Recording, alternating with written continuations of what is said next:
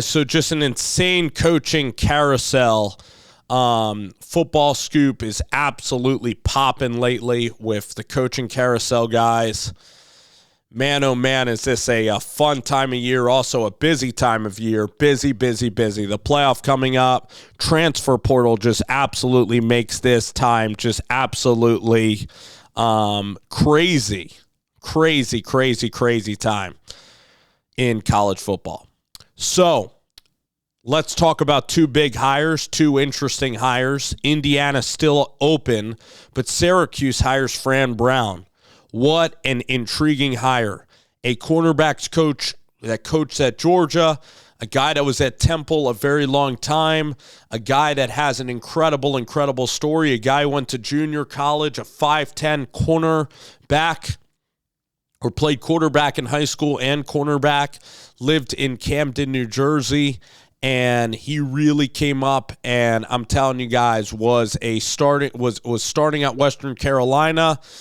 And then after Western Carolina, just an incredible article I read about Fran Brown is that he had a family, he had kids at a young age, and he needed to support his family, and it was very tough. And he did come from a tough background, growing up in Camden, New Jersey, and he made the most of his life. An absolute grinder. And a guy that, went from junior college and then, basically went to Western Carolina, took a chance with Matt Rhule, and those two developed an incredible friendship. And then Matt Rhule ended up getting Fran Brown. Matt Rhule helped Fran Brown, get a chance at Temple, and Fran Brown took that opportunity. He was the director of recruiting also at Temple. Fran Brown took the opportunity and ran with it.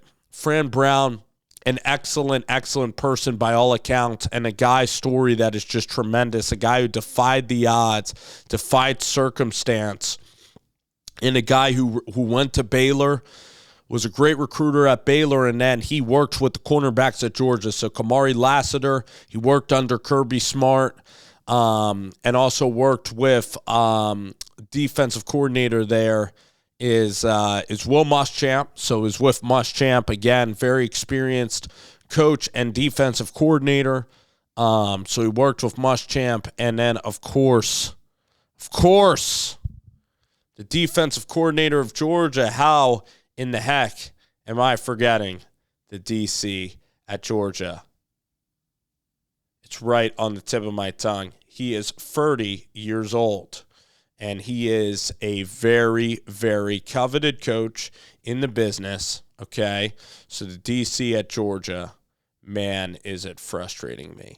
But I will get back to that. And then we're going to look. So he went to Western Carolina. He went to Baylor. He was at Temple. He followed Matt Rhule everywhere. And then he's worked with Kirby, and he worked with Matt Rhule, the recruiter of the year.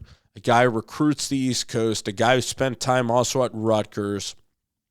This guy knows football. This guy knows recruiting. Now, I do have questions. He's never been a head coach before. Who's he going to hire for his staff? But Syracuse is taking a chance on a guy like this. It's just a really tough job to win games because you're all the way up there in the dome there, in the Carrier Dome, or in the you're all the way up there in the dome. And it's very tough to win. Very tough to win games. Glenn Schumann, there we go. I was going to say Dan Schumann. All right. You're all the way up in the dome there. You're all the way up there, almost at Canada. Very tough. Not a ton of like skill position guys come out of like what is Central New York. Not a lot of guys come out of there. It's not the most fertile recruiting ground. You got to take plane flights down to New York, down to Jersey. But you could recruit Jersey and Pennsylvania, and that's what Fran Brown can do. Now, Dan Mullen was also out there. Dan Mullen would have been interesting right up there. Tony White, I might have leaned Tony White or Mullen maybe over a Fran Brown, but Fran Brown, I mean, this is them. I like that a position coach gets a job like this. I think that there's so many great position coaches out there. Gives hope for guys that are position coach that they can, become head coaches. So I really hope that Fran does a solid job. He's an awesome recruiter. The energy around the program could be great. At Syracuse, you kind of have to take those big swings, and I believe that they are doing that. And again, the job, if he's able to win 6 or 7 games there, I know you still play in the ACC, so that is a big advantage because the SEC and the Big Ten are going to be almost impossible to win 7 or 8 games. So actually being in the Big 12 or the ACC is actually going to be an advantage to you. I'm really excited to see what kind of football that they play on the offensive side of the ball, and Fran Brown's going to get a chance, I believe, to be the architect of this offense. It's a time of transition up there. Jim Boeheim retired after a legendary career. They are, basically going with new coaches in basketball and in football, new head coaches. And for Fran Brown, you can't help but love the story.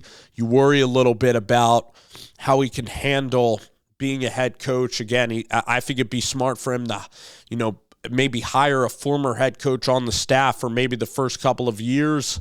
But being around Kirby Smart, you see how Dan Lanning has done that, and everybody needs their start somewhere. So for Fran, this is awesome, and I believe he'll attack the job with great veracity. I believe that he'll attack the job and he'll get in there and he'll battle, and that's what he does as an excellent guy with player personnel. The cornerbacks are very well coached. He has been excellent with defense his entire career. And I do the higher I will give at Syracuse like a B to maybe a B minus. I'm very worried though about, can he ride the ebbs and flows? And again, he hasn't called plays as a coordinator, so there is some inexperience on those ends. And Dan Mullen and maybe Tony White would have been higher, but I like that they are taking like a big swing here. I really do. And they were also looking at the coach of Holy Cross, who does a good job as a head coach. But this guy, Fran Brown, has the edge because he's been with Kirby and he's been with Matt Rhule at Baylor and a big-time program like Georgia and even at Temple. So the recruiting, you could get great players in there. He's 41, a young 41, and knock on wood again for good health for Fran. But the guy just seems to have incredible energy, young and spry coach, and a guy that I think can recruit and bring energy and juice to the Syracuse Orange. Man, oh man, I give him credit. Really interesting hire and could pay off big dividends for them. Just looking at all the candidates and giving a chance to a position coach guy in Fran Brown, going to be one of the most intriguing teams in all of the country, actually, and to see how this team comes around. And that's interesting about a Syracuse football team. Definitely a big swing for Syracuse. San Diego State. San Diego State goes ahead, gets a vet, gets a younger coach, guy who's been a head coach a while at Kent State, and Sean Lewis. For Sean Lewis, I actually think he could have even done better than San Diego State. I guess that's being very mean to the Aztec brethren there. San Diego State could be a good program in the Mountain West. I thought that he would get a job as the Penn State offensive coordinator or maybe the Oklahoma OC. One of the best OCs in the business. Did a great job with Shador in that offense. Gets to be a head coach, get a good payday, but I thought he would even be in line for a real Power 5 Big Ten job, maybe like Indiana, or maybe even an SEC opening. So it might be tougher going from San Diego State. Maybe he can emulate what Barry Odom is doing. He wants to be a head coach again, but I would have liked to see him been a big-time OC at a Power 5 and then go right back in and be a Power 5 head coach eventually. So for San Diego State, they did well with Sean Lewis. Again, Tony White is from Tony White went to San Diego State. So Tony White really high on my list, but don't really have a big issue with Sean Lewis. Going to have good offense at San Diego State. Brady Hoke led a really successful program there. You're playing in the Mountain West. So I think the hire is like a B+ hire. I don't really see like how it fails necessarily. I love the job in terms of the Mountain West, in terms of recruiting. Could be one of the best jobs in the country. For Mountain West purposes, you could win 8 or 9 games there. So I think that Sean Lewis is a solid hire for San Diego State. I think that their AD did a nice job and with this process. For Sean Lewis, a little surprised that he doesn't want to be a head coach at a really high Power 5 or be an OC there. So it's an interesting career move.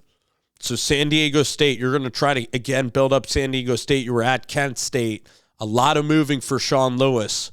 So that's the thing. It's interesting timing for Sean Lewis that he gets this job. How's the fit going to be? He's not a West Coast guy, so I think he's a good play caller. I think he can adapt. But also, again, it's going to take a little bit of time for Sean Lewis. But eventually he'll win 9 or 10 games, and then he'll eventually probably find his way to the Power 5. But San Diego State, let's see the Aztecs football compete and be just as great as their basketball program was. I love the way that Coach Fisher coached basketball there. Brian Dutcher, great basketball coach. They had an unbelievable team there. So San Diego State and Sean Lewis, man, it's going to be fun offense. Really excited to watch late night football, though. You know, from a fan perspective, it's great. You get games late on CBS Sports Network. Great 10:30 games on the East Coast of watching Coach Lewis there in the Aztecs offense. That will be fun to see in the Mountain West Conference. Sean Lewis, congrats. Fran Brown, congratulations on getting these 2 coaching opportunities and jobs. As always, we will try to keep you guys updated here on Slaughterhouse Sports. Okay, guys, have a wonderful night. Everybody, take care.